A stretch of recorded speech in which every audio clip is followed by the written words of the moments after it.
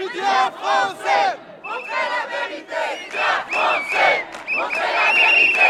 Médias français, montrez la vérité. Médias français, montrez la vérité. Médias français, montrez la vérité. Parce que je me sens solidaire de ce rassemblement qui est donc au nom de l'islamophobie. Franchement, il y a quelques années, je ne me sentais pas du tout visée par ces problèmes de racisme.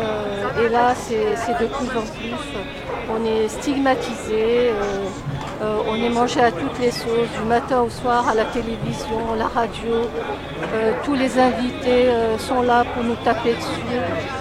Ils sont en train de nous stigmatiser, faire de nous des monstres.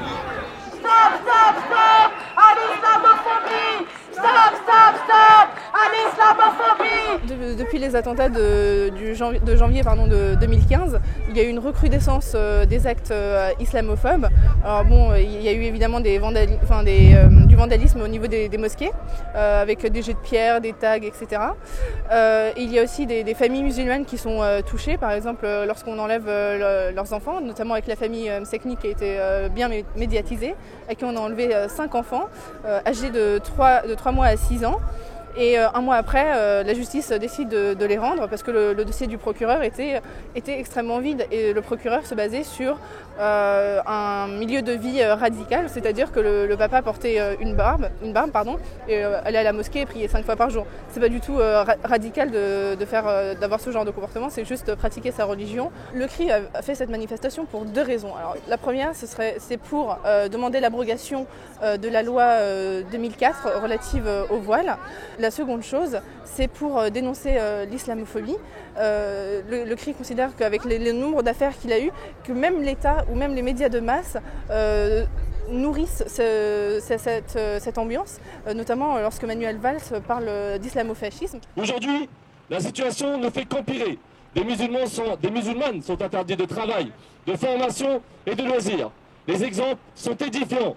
Chasse aux longues jupes, aux bandeaux dans les collèges et les lycées.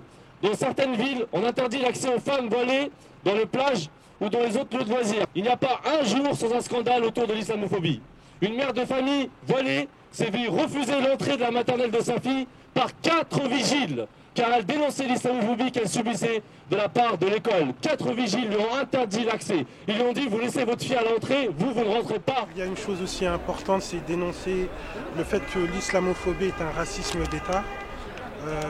Dans le sens où effectivement l'État ne combat pas à sa juste valeur l'islamophobie. On sait qu'il y a différents types de racisme. On ne doit pas échelonner ces racismes. Tous doivent être combattus de la même façon. Et on se sent non considéré ou sous-considéré par l'État, par ce qui se passe actuellement.